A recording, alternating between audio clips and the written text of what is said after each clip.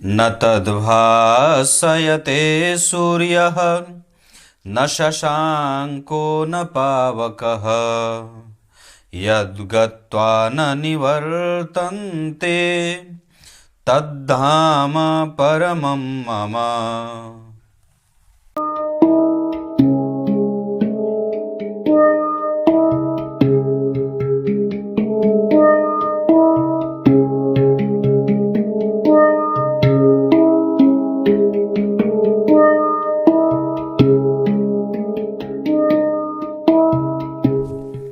प्रिय दर्शकों नमस्कार। एक बार फिर से उपस्थित हूं आप सबके सामने मंगलवार के कार्यक्रम में। पिछले कार्यक्रम में मैंने आप लोगों से चर्चा करी थी रवि व सूर्य से मंगल के बारे में। यह सीरीज अब ऐसे यूं ही चलती रहेगी। आइए शुरू करते हैं आज का कार्यक्रम। कहीं नहीं जाना है, बिल्कुल बन के रहिएगा। कार्यक्रम के आरंभ में बोले गए गीता जी के श्लोक का अर्थ भी बताऊंगा, पर उससे पहले नकुल पाराशर शॉर्ट्स के नाम से मैंने जो नया चैनल बनाया है उसे कम से कम आप लोग सब्सक्राइब कर लीजिए। अगर नहीं किए हैं तो खोजने पे वो मिल जाएगा यूट्यूब पे। उसके बाद अगर आपको किसी भी धार्मिक पुस्तक की आवश्यकता हो, कोई भी गीता प्रेस से विशेषतया, तो मुझे अवश्य बताएं मेरे 9572 वाले नंबर पे। इसके साथ साथ अगर पढ़ने की इच्छा है और पुस्तक ना मिल रही हो तो अवश्य ही संपर्क किया जा सकता है 9572 66 44 85 वाले नंबर पे। कमेंट में अगर कोई भी इन 3 नंबरों के अतिरिक्त तो कोई भी नंबर आए उसे मेरा नंबर मत समझिएगा। साथ ही साथ इस कुंडली पे इस चैप्टर पे लेके आते हैं। वैसे गुरु और सूर्य जो होते हैं वो बड़े बुद्धिमान बनाते हैं, और आप लोगों को तो बहुत अच्छे से पता है कि ये दोनों परम मित्र होते हैं। गुरु तत्व का ज्ञानी होता है और सूर्य व्यक्ति को नैतिकीय तत्वों से जोड़ करके रखता है। तत्व जो हो गया वो तत्व ज्ञान तो गुरु, और नैतिक तत्व तो सूर्य।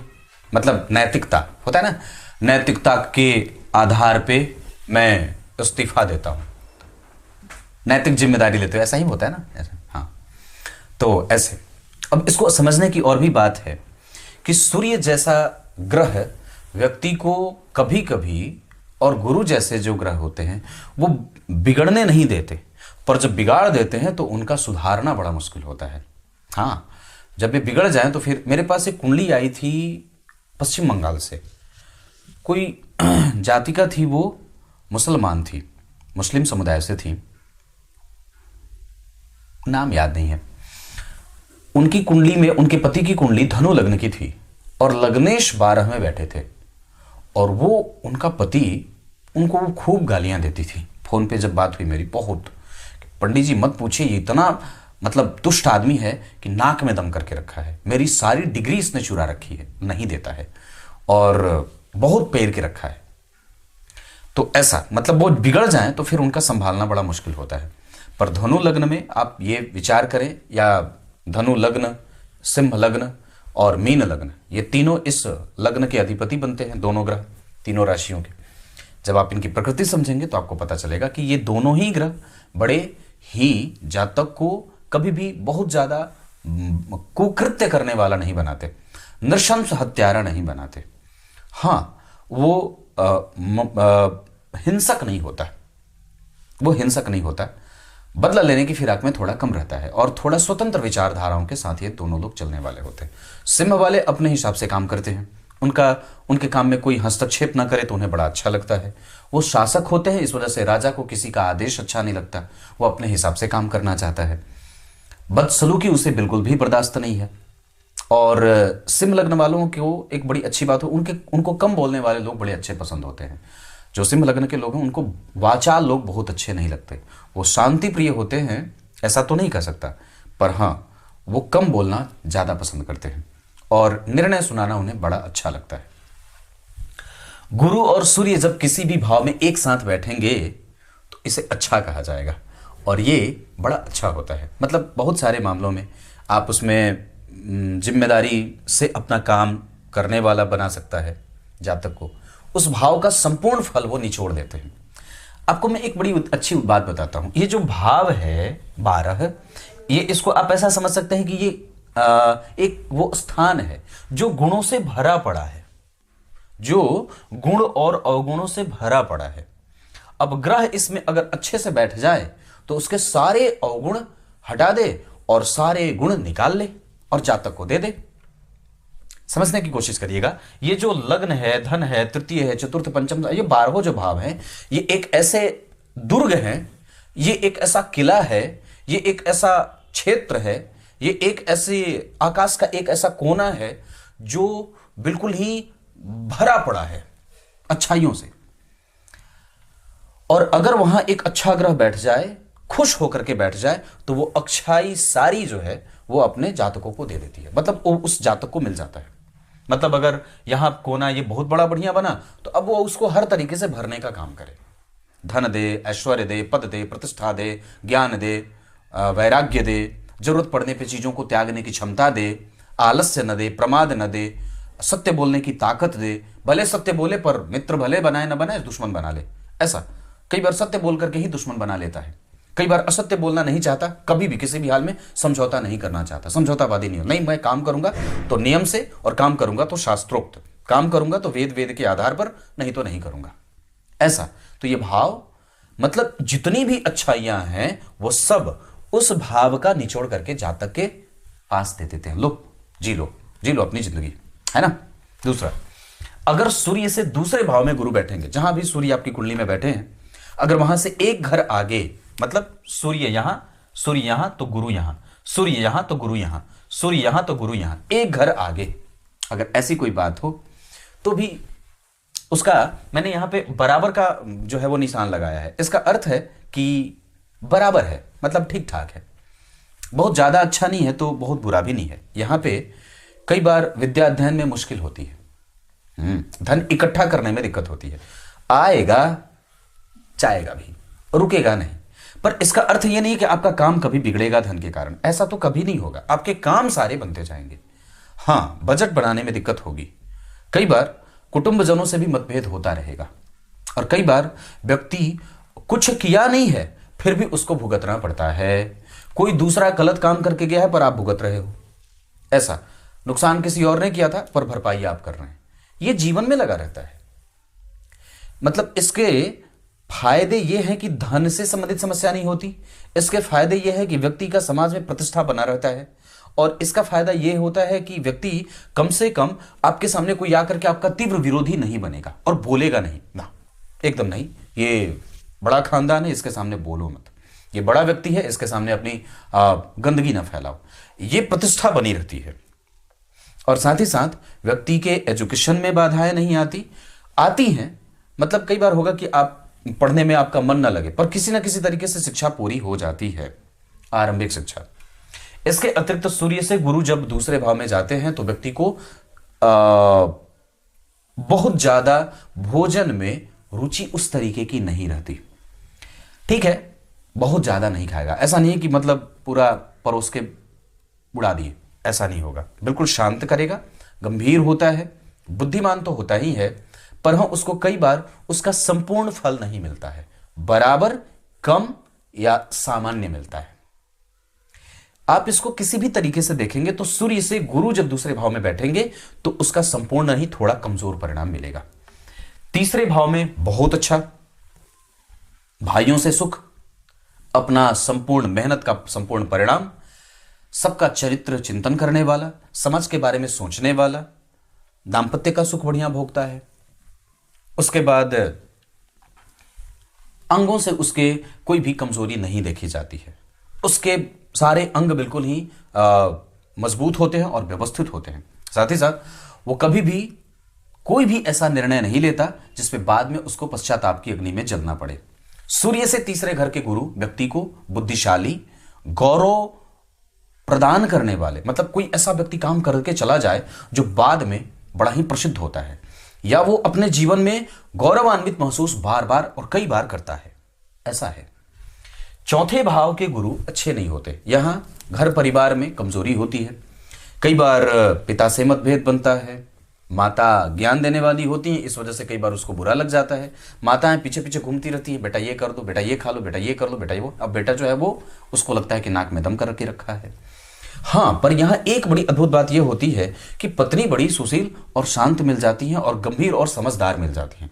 मतलब सूर्य से अगर 4 घर गुरु आगे बैठे हैं, इसका अर्थ होगा कि दाम्पत्य का सुख बड़ा अच्छा मिल जाता है। पर माता और पिता से मतभेद जाहिर होते हैं, इकट्ठा करने में यहां भी दिक्कत होती है, संपत्ति इकट्ठा करने में यहां भी परेशानी होती है। अपने ऊपर कभी भी व्यक्ति कुछ करना चाहता है तो उसको इन्वेस्टमेंट में कमजोरी मिल जाती है। जब कभी भी वो अपने लिए व्यापार शुरू करना चाहता है तब उसको दिक्कत होती है। वही काम जब वो किसी दूसरे के साथ मिलकर के करता है, किसी दूसरे को बता करके करता है, तो उसको उस पर सफलता मिल जाएगी। पर अपने लिए जब करे तो फिर हाथ मसल करके रह जाता है। ऐसा लगेगा कि पैसा आया है दरवाजे पे, पर जब लेने जाता है तो खाली। ऐसा मतलब दे रहे हैं, लगेगा कि मैं बहुत बड़ा व्यक्ति हूं, मैं बनना ही है, मुझे बनना ही है, मैं बन जाऊंगा, पर हाथ कुछ आता नहीं है। तो ये सूर्य से 4 घर आगे गुरु का प्रभाव होता है, ये देख लेने की आवश्यकता है। सूर्य से 5 घर आगे गुरु यश, मान, पद, प्रतिष्ठा, गौरव, प्रभाव, समाज में प्रतिष्ठा, शिक्षा, और कई बार इसके कुछ ग्रंथ में कमजोर भी परिणाम मिले हैं, जैसे बाधाएं शिक्षा में भी आती हैं। सूर्य से 5 घर गुरु आगे जाते हैं तो कई बार पत्नी ज्ञान देने वाली हो जाती है, जिसको जातक समझना नहीं चाहता है या कई बार उसको मानना नहीं चाहता है। सूर्य से 5 घर आगे गुरु जाएंगे तो व्यक्ति को यशस्वी बनाते हैं, बुद्धिमान बनाते हैं, नैतिक तत्वों का जिम्मेदार बनाते हैं। कभी भी व्यक्ति बिगड़ैल नहीं होगा, अनुभवी होता है और सांसारिक मर्म को समझने वाला होता है, भगवान के भक्ति में लगा रहने वाला, ईश्वर के प्रभावों को जानने और समझने वाला होता है। बड़ों का आदर, गुरुजनों का सम्मान, माता पिता का सत्कार, उनकी सेवा और प्राकृतिक संतुलन बनाने के पीछे उसका दिमाग ज्यादा जाता रहता है। कैसे प्रकृति को संतुलन में रखा जाए और कैसे वो प्रकृति की चिंता करने वाला भी होता है। निराशिता वाला भाव नहीं रहता, वो निराश नहीं रहता, खुश रहता है और बदतमीज नहीं होता, बदमिजाज नहीं होता। किसी भी स्थिति में अपने आप को और लोगों को भी खुश रहने का संदेश देता है। गुरु पे सूर्य की दृष्टि ऐसी अवस्था में पड़ेगी, इस वजह से व्यक्ति चरित्रहीन नहीं होता, बुद्धिमान होने के साथ साथ अपने दुख और अपने सुख में एक जैसा रहने वाला भी होता है। सूर्य से गुरु जब 6वें जाएंगे तो कमजोरी होगी, यहां शत्रुता बढ़ती है, रोग बढ़ता है, खालीपन बढ़ता है, निराशा बढ़ती है, व्यवधान आता है, नौकरी मिल जाती है, नौकरी में कोई दिक्कत नहीं होती, पर बॉस के साथ गड़बड़ी होती है। यहां भी वो बात होती है और यहां भी वो बात होती है। बॉस के साथ संतुलन बनाने में व्यक्ति को दिक्कत होती है। पिता के साथ मतभेद बनेंगे, उनके ही साथ रहेगा और उनके ही साथ उनके ही भावों को समझ नहीं पाएगा, और कई बार उनके साथ बहुत सारा मतभेद हो जाता है। हिंसक झगड़े होते हैं, कोर्ट केस कचहरी का सामना अपने ही घर परिवार के लोगों के साथ करना पड़ता है। संपत्ति में अधिकार नहीं मिलता, इस वजह से कई बार कोर्ट केस में जाना पड़ता है। तो ये सूर्य से गुरु वाले जो भाव में स्थिति बनती है, ऐसी अवस्था कई बार अगर कुंडली में बन जाए तो निश्चित रूप से वसीयतनामा तैयार करके रख देने की आवश्यकता है, नहीं तो आने वाली संतति भी बुद्धिमान नहीं होती और उस संपत्ति को लेकर के झगड़ा करती रहती है।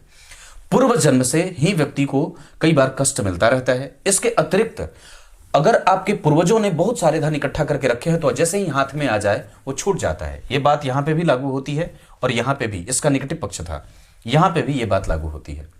क्यों? क्योंकि गुरु यहां से बैठेंगे तो दशम स्थान को देखेंगे, यहां से देखेंगे तो दशम स्थान को देखेंगे, और यहां भी बैठेंगे तो दशम स्थान को देखेंगे। मतलब जहां कहीं भी बैठेंगे वहां से उनकी एक ही भाव पे दृष्टि जाएगी तीनों।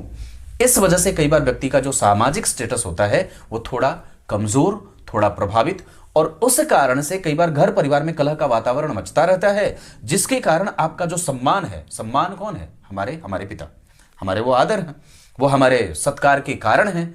मैं जिस कारण से समाज में पूजा जा रहा हूं, मैं जिस कारण से समाज में आनंद का पात्र बन रहा हूं, मुझे जो लोग आदर दे रहे हैं उसके पीछे मेरे पिता का योगदान है और मेरे पिता के कृत्य हैं, उसी पे बट्टा लग जाता है। इस वजह से कई बार अगर ये अपनी अच्छी राशि में ना बैठे हों तब ये बात बहुत ज्यादा बढ़ जाती है। सप्तम भाव का योग ये प्रतियुग्म होता है, इसे अच्छा नहीं कहते, प्रतियोग में चले जाते हैं तो सामान्यतया व्यक्ति अपने बारे में कभी बुरा नहीं सोचता, समाज के बारे में भी बुरा नहीं सोचता, पर वो करना कुछ और चाहता है, होता कुछ और है। पत्नी बड़ी अच्छी मिल जाती है, व्यवस्थित और व्यवस्था चलाने वाली, गंभीर, ज्ञान देने वाली, तत्व को समझने वाली, मर्म को जानने वाली, पति के भावों को समझने वाली होती है। यहां पे आपको आपके दाम्पत्य क्षेत्र से कोई दिक्कत नहीं आती, पर समस्या आय और व्यय को लेकर के हो जाती है। कई बार व्यक्ति कहीं से भी धन नहीं कमाना चाहता, अपनी शर्तों पे काम करना चाहता है, अपने भाव को निष्पक्ष रखना चाहता है, पर समाज के लोग, आसपास का वातावरण ऐसा बन जाता है जो कई बार ना चाहते हुए भी झूठ बोलना पड़े, ना चाहते हुए भी समझौता करना पड़े और ना चाहते हुए भी दिनचर्या कमजोर सी बीतती है। ऐसा होता है। सूर्य से 8 घर आगे अगर गुरु बैठते हैं, इसे धर्म का पक्ष कहा जाएगा। चिंतन अच्छा रहता है, मन बढ़िया रहता है, स्वास्थ्य ठीक रहता है, आयु अच्छी रहती है। कई बार व्यग्रता में मृत्यु भी हो सकती है, पर मैंने मृत्यु वाले कार्यक्रम में बात बताई थी, मृत्यु के बाद मोक्ष वाले में, कि अगर 6वें 7वें 8वें में शुभ ग्रह बैठे हों तो व्यक्ति वैकुंठ धाम को जाता है, भगवान के चरण में उसका रज चला जाता है और उसको मुक्ति मिल जाती है। पर यहां ये बात ग्रंथ में है, ये अच्छी है और इसे निस्संदेह अच्छा कहा जाता है कि अगर सूर्य से 8 घर आगे गुरु बैठे हों तो अपने पेट का भी ख्याल थोड़ा बहुत रखना चाहिए। स्वास्थ्य से संबंधित समस्या कई बार थोड़ी बहुत हो सकती है, पर वस्तुतः व्यक्ति बहुत ज्यादा भोगी नहीं होता, भगवान को समझने वाला होता है, साहित्य को समझने वाला होता है। यहां पे साहित्य को समझने में उसको दिक्कत होगी, साहित्य का समझदार नहीं होगा, यहां वो साहित्य को समझने वाला होता है। सूर्य से 9वें भाव में गुरु सामान्य परिणाम भी देते हैं और अच्छे भी देते हैं, मतलब यहां पे खराब नहीं है, अच्छा है। सूर्य से 9 घर गुरु आगे जाएंगे तो अगर बच्चा या मतलब अगर पिता जो है अगर बहुत अच्छा समाज में नाम नहीं कर पाए तो पुत्र करेगा, और अगर पुत्र नाम नहीं कर पाया इसलिए क्योंकि उसके पिता ने कर बैठा है, यह कारण होता है। तो अगर सूर्य से गुरु 9 घर आगे बैठे हैं, इसका अर्थ होगा कि आपको यह बात समझने वाली होगी कि ऐसा योग बन गया है कि अगर मैंने नाम कमा लिया तो मेरे बेटे पे वो कमजोरीपन से लागू होगा, तो उसको बल देने की आवश्यकता होगी, क्योंकि ग्रह ऐसा कराना चाहते हैं। इस बात को समझ लेने के बाद आपको अपने बच्चे के ऊपर ध्यान रखने की आवश्यकता ज्यादा होगी और निश्चित रूप से उसको आगे बढ़ाने में बल देना होगा। ऐसा होता है, मतलब पूर्वजों की संपत्ति लगातार बरकरार रहे, पिता का सुख बड़ा अच्छा होता है, पिता का उपभोग बच्चा बहुत अच्छे से करता है, सद्गति का आचरण करता है, सदाचरण करता है, धर्मांध नहीं होता, पर वो अपने धर्म का कट्टर होता है, बुद्धिमान होता है, समझदार होता है, ज्ञान चक्षुओं से युक्त होता है, उसको पता है कि कब कौन सा निर्णय उसके लिए फायदेमंद रहेगा। पर अगर जो कुल में एक व्यक्ति बहुत ऊंचा नाम करके गया है तो आने वाली संततियों के लिए यह कई बार दिक्कत वाली बात हो जाती है। सूर्य से गुरु 10वें में बहुत अच्छा नहीं, सामाजिकता कमजोर होती है, कई बार दूसरों के धन पे जीना पड़ता है, पिता के साथ मतभेद जाहिर होते हैं और कई दफा व्यक्ति जितना धन लगा करके समाज को देना चाहता है उसका यश उसको नहीं मिलता। राजनीतिक लाभ कई बार कमजोर होते हैं, व्यक्ति राजा बनना चाहता है पर उसको भगवान कहते हैं तुम मंत्री नहीं बनो, तुम राजा नहीं बनो, तुम पुरोहित बनो, तुम उसके क्या बोलते हैं वक्ता बनो, या फिर ये ऐसा कि उसके उस पार्टी विशेष को तुम्हारे ज्ञान की आवश्यकता है, तुम्हारे ज्ञान की आवश्यकता है, और जातक स्वयं कलयुग के प्रभाव में आकर के राजा बनना चाहता है, इस वजह से कई बार उसको राजनीतिक लाभ नहीं मिलता। ऐसा भी है। सूर्य से गुरु जब 10वें स्थान में बैठेंगे, यहां पे आपको अपने करियर पे, यहां अपने जो विषय आप चुन रहे हैं उस पे, और कई बार आप जिस क्षेत्र में करियर में जाना चाहते हैं उस पे किसी भी तरीके से राजनीतिक प्रभाव न पड़े और किसी भी तरीके से उसमें बाहरी लोचा न पैदा हो, किसी भी तरीके से उसमें भेद न पैदा हो, कई बार उसमें डिस्ट्रैक्शन न हो, इस पे ध्यान देने की आवश्यकता होगी। सूर्य से गुरु 11 में हर तरीके से लाभ देने वाले होते हैं। अगर सूर्य से 11 घर आगे गुरु बैठे हैं, इसका संपूर्ण फायदा व्यक्ति को होता है, धन से, पिता से, पुत्र से, माता से, पिता से, हर तरीके से व्यक्ति को भरने की कोशिश करते हैं। सूर्य से गुरु जब 11 में होते हैं तो व्यक्ति का चरित्र बहुत अच्छा होता है, उसका स्वभाव, उसका दाम्पत्य, उसका सुख, उसकी संपत्ति सब तरीके से भर के रखते हैं। 12 में भी ठीक होते हैं, कुछ मामलों में कमजोरी भी होती है। यहां पे आपको बड़े लोगों से आपका फायदा मिल जाता है, यहां पे आपका व्यय संतुलित होता है, यहां पे आपका चरित्र कमजोर नहीं होता, अंक थोड़े कम मिलते हैं, बट्टा थोड़ा लगता है, पर मेहनत होती है। मेहनत का परिणाम अंक के मामले में नहीं आता पर अनुभवों के मामले में आ जाता है। अंक हो सकता है कि कम मिले, इस वजह से जिस व्यक्ति की कुंडली में गुरु 12 में हो उसको कोशिश करनी चाहिए मेहनत खूब करने की। और अगर गुरु 12 में है और अपनी राशि के नहीं है, या फिर अगर उच्च के भी हो जाते हैं तो बहुत अच्छे नहीं होते। हाँ, पर अगर वो जिस राशि में बैठे हैं उस राशि का अधिपति उनको देख ले या उसके साथ वहीं बैठ जाए, तब ये गुरु और भी अच्छे हो जाते हैं। विदेशों का लाभ होता है, सुसुरसा मिलती है, व्यक्ति स्वयं भी समाज के लिए हमेशा उपस्थित होता है, तटस्थता का भाव रखता है, गरीबों से लाभ लेने वाला, दबे कुचले जो समाज के कमजोर वर्ग हैं उससे व्यक्ति को फायदा होता है, वोट बैंक उसका बढ़िया होता है, मास वोट उसको मिलता है और हर एक जाति उसका सम्मान और उसका आदर करती है।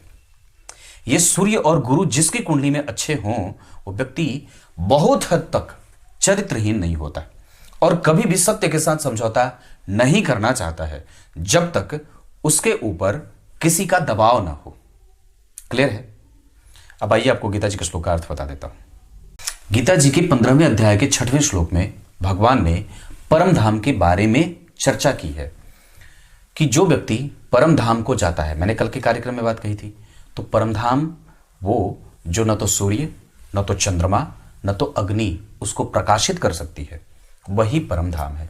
और वस्तुतः वहां पर जाने का अधिकारी बहुत सारे काम करे ऐसा नहीं है, बस वो वही काम करे जो शास्त्र में लिखे गए हैं और शास्त्र में बताए गए हैं, क्योंकि वस्तुतः भगवान ने अपने सारे संदेश शास्त्र में गढ़ रखे हैं।